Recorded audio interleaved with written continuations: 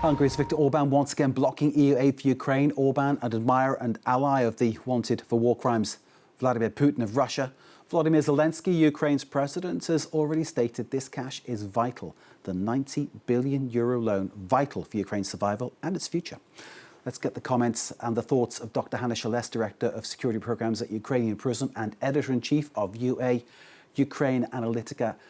Thank you so much for being with us. Hungary is still blocking that €90 billion loan from the EU. Why does Viktor Orbán have such a problem ongoing with Ukraine?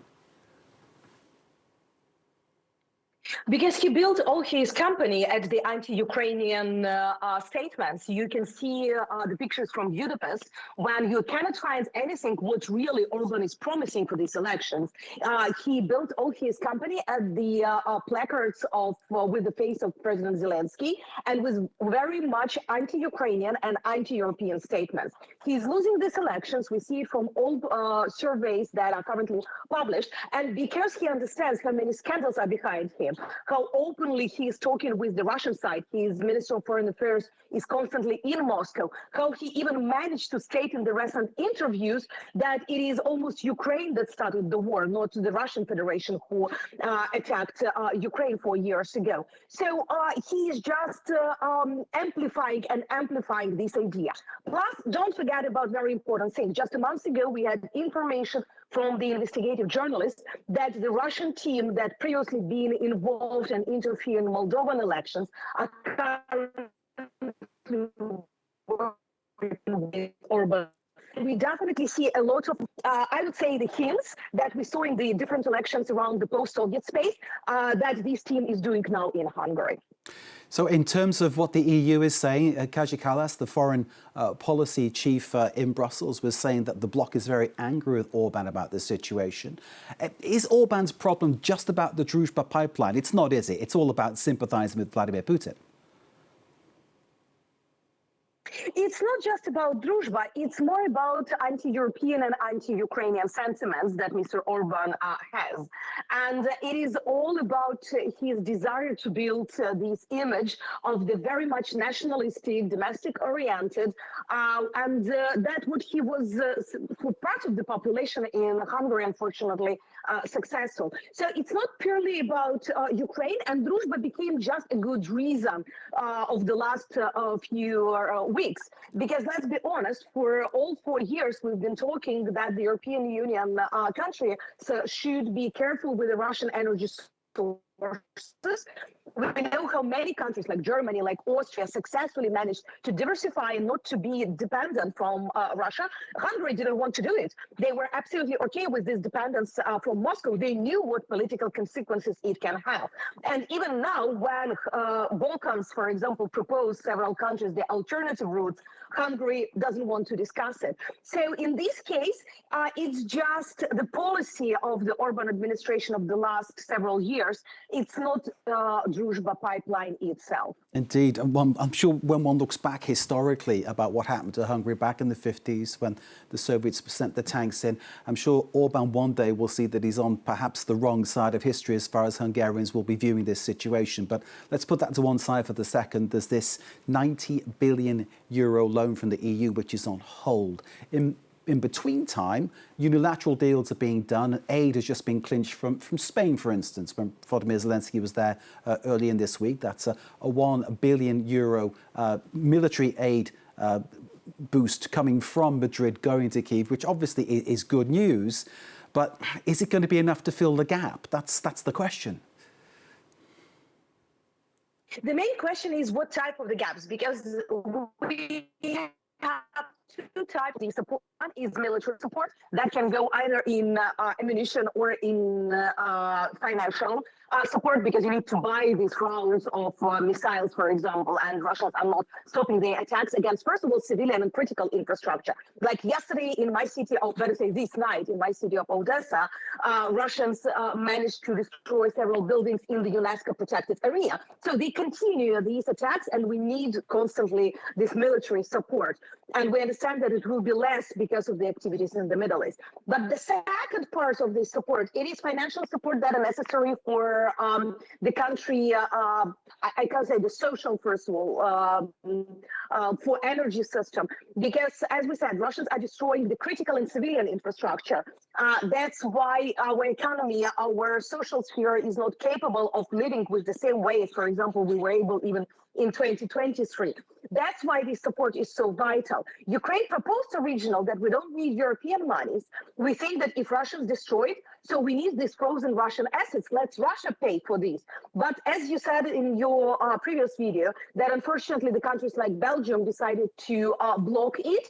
And we are now in this situation when we're speaking about the European loan instead of the Russian money to repay Ukraine. Hannah, possibility it might change. Dave Keating, our correspondent, was hinting at that possibly. There is support, obviously, among the other countries. I'm just looking at, say, comments as we're putting on screen there. Dutch Prime Minister Rob Jetten, his first EU Council, expressing his 100% backing for Ukraine. Also, the likes of Lithuania's President Gitanas Nausėda also saying that he's concerned that the events in the Middle East might overshadow Ukraine. We shouldn't let this happen, echoing what Keir Starmer has said and other leaders too. Can we talk a bit about how Ukraine is fighting back? Because I'll quote you something that you probably know already, but perhaps our viewers don't. March the 17th, according to Ukraine's Defense Ministry, marked the highest daily loss for Russia of 2026, with 1,710 Russian troops killed. That is a phenomenal amount and indicative of how Ukraine is actually making progress on the battlefield. How are you doing it? Can you sustain it? What do you think?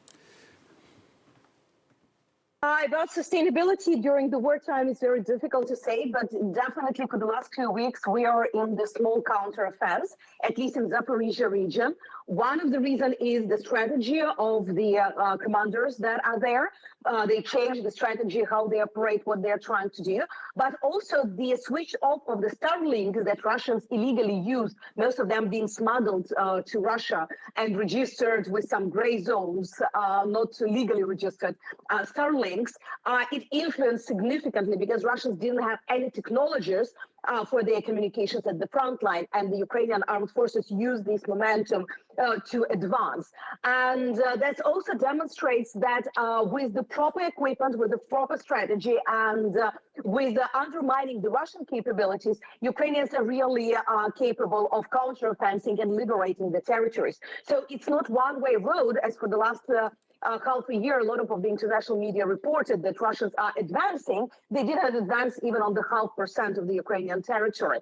The front line is very fluid, and we just need to create conditions for the Ukrainian armed forces to advance and to counteroffense to liberate our territory. As you point out, Hannah, the front line is huge. It is enormous. The losses that Russia is sustaining are enormous too. From the start of the all-out invasion, February 2022, when, let's remind people, Vladimir Putin said that he would take Ukraine in 2-3 days and capture Vladimir Zelensky. As we know, of course, that did not happen. Russia currently occupying around about 18% of the east, mainly, of your country.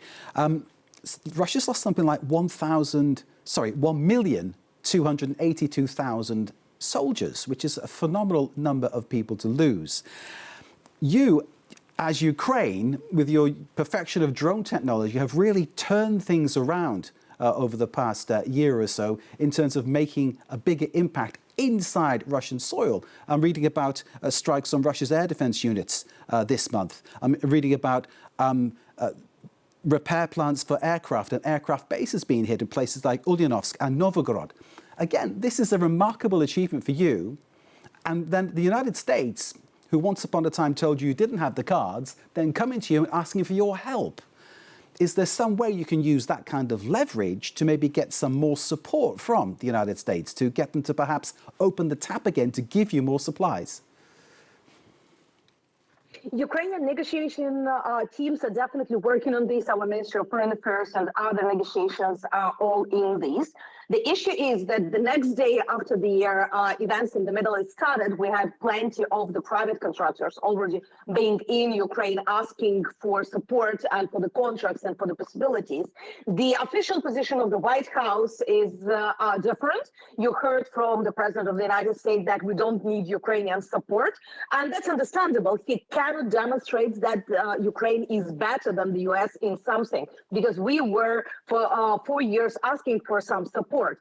The awful thing is that a year ago, we already proposed this support for the United States. We explained that we are absolutely ready to have a joint enterprises, joint production, joint research and development with the US companies. Let's do it together. You will need it.